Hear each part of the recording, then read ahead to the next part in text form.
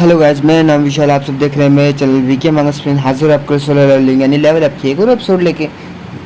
जैसा कि आप सबने पिछले एपिसोड में देखा था कि यूजिन संजनमू को एक बहुत अच्छी ऑफर देता है, संजनमू उसको मान भी लेता था और वहीं से सीन शिफ्ट होकर संजनमू के पार्क में दिखाता था। संजनमू पार्क में जॉगिंग कर रहा होता है। जॉगिंग करते करते अपनी डेली क्विज भी पूरी कर देता है और वहाँ पे कुछ नोटिस करता है कि उसकी डेली क्विज को कुछ एक्स्ट्रा भी पूरा करा जाता है और वहीं से वो स्टार्ट कर देता है। कुछ एक्स्ट्रा पूरा करते हुए वो वहीं पे कर रहा होता है और वहीं पे हमारा सीन कटो के हवांग डोंगसू के छोटे भाई पे चले जाता है और यहीं हमारा एपिसोड खत्म। एपिसोड कंटिन्यू करते हुए हवांग डांगसो किसी से फोन पे बात कर रहा होता है और कहता है जो उस डंजन में से बचे हुए 2 हंटर बचे थे उन सब की मुझे इन्फॉर्मेशन चाहिए, अभी के अभी मेरे नंबर पर मुझे फैक्स करो।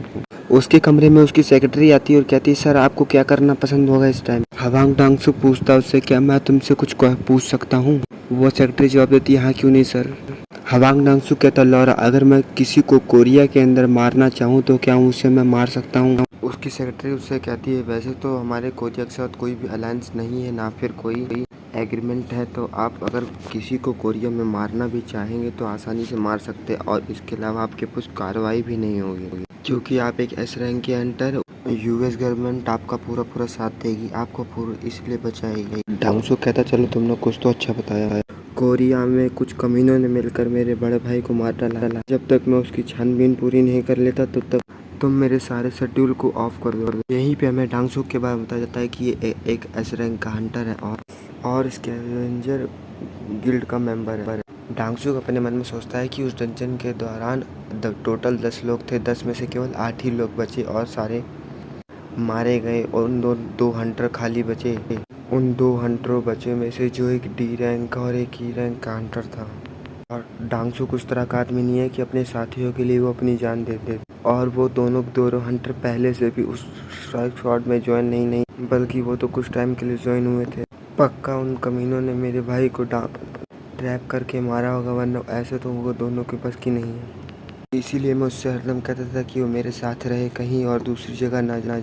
फिर हवांग डांगसू अपनी सेक्रेटरी से कहता है जाओ मेरे सारे शेड्यूल को साफ कर दो यानी कि मैं कुछ टाइम के लिए कोरिया गया। उसकी सेक्रेटरी उससे कहती है सर आपका इस समय शेड्यूल 2 महीने के लिए बुक है, अगर आप इस समय कहीं जाएंगे तो गिल्ड की सारी काम रुक जाएंगे। हवांग डांगसू पूछता है इसमें कितना वक्त लग जाएगा। उसकी सेक्रेटरी कहती है उससे कम से कम 2 महीने। हवांग डांगसू बहुत दुखी हो जाता है, कहता है मैं अपने भाई के अंतिम संस्कार में भी नहीं जा सकता। उसकी सेक्रेटरी उससे कहते हैं कि आप श्योर है कि मैं ऐसा ही करूँ। डांगसू कहता है हाँ। फिर वह अपने हाथ में पकड़े दोनों कागज को फाड़ते हुए कहते हैं मैं उम्मीद करता हूँ कि ये दोनों मेरे 2 महीने के गैप के अंदर मर ना जाए। और उन दोनों फोटो में दिखाते हैं कि संजिनमू और यूनो की फोटो होती है, उन दोनों की सारी उसमें डिटेल होती है। यहीं से सीन शिफ्ट होकर संजिनमू के अपार्टमेंट का सीन दिखाते हैं। संजिनमू कहीं पे जा रहा होता है और उसके डेली क्विज के स्टार्ट की तरफ दिखाते हैं। सब संजिनमू ने सारे 200 को पूरा कर लिया और रनिंग को 20 पर पूरा करने के इनाम में उसको एक की मिली और हमें उस की के बारे में बताया जाता है कि इसकी ओपन होती है। उसके बाद बताया जाता है कि एक हेल ये एक एस रैंक की डंजन की है और डिमोनिक केज नाम है इसका। संजीव परिमल कहता है कि मैंने कभी सोचा नहीं था कि मुझे डेली क्विज पूरा करने पे मुझे कोई एस रैंक का आइटम मिलेगा। उसके पास डेली क्विज के रिवार्ड में से 4 ऑप्शन रहते हैं। पहला तो स्टेटस रिकवरी, दूसरा एबिलिटी पॉइंट, तीसरा रैंडम ब्लेज लूट बॉक्स, चौथा रैंडम क्लच लूट बॉक्स। संजीनू ने चौथा ऑप्शन चुना होता था और उस ऑप्शन में से संजीनू को एस रैंक की मिलती है। संजीनू अब ट्रैक खोलने उस डंजन के अंदर जाएगा। फिर संजीनू उस डंजन को ओपन करने के लिए अपनी चाबी को एंटर करता है। उसके सामने बहुत सारी बिजली दौड़ने लगती है और उसके सामने एक डंजन ओपन होता है। संजीनू उस डंजन के अंदर चला जाता है। जैसे ही संजीनू उस डंजन के अंदर एंट्री लेता है वैसे वो देख के बहुत ज्यादा हैरान होता है कि उस पूरे एरिया में आग लगी होती है और वो एक घर के सामने रुक जाता है और कहता है कि मैंने कभी नहीं सोचा था कि एक छोटे से आइटम से एक एस रैंक की डंजन ओपन हो जाए। अगर ये एस रैंक की डंजन है तो इससे मेरा जिंदा वापस जाना मुश्किल है। संजीनू अपने मन में कहता है कि मेरे लिए तो एक ई रैंक की डंजन की जैसे भी हो सकती और संजीनू अपने मन में कहता है अगर मेरे लिए ये चीजें काफी ज्यादा मुश्किल होगी तो मैं अपनी इस टेलीपोर्टेशन स्टोन को यूज कर लूँगा जो मुझे पिछले डंजन से मिला था। मैंने अभी तक उसको यूज नहीं किया और तो और मुझे अपने लिए और संजीनू के लिए स्ट्रांग बनना पड़ेगा।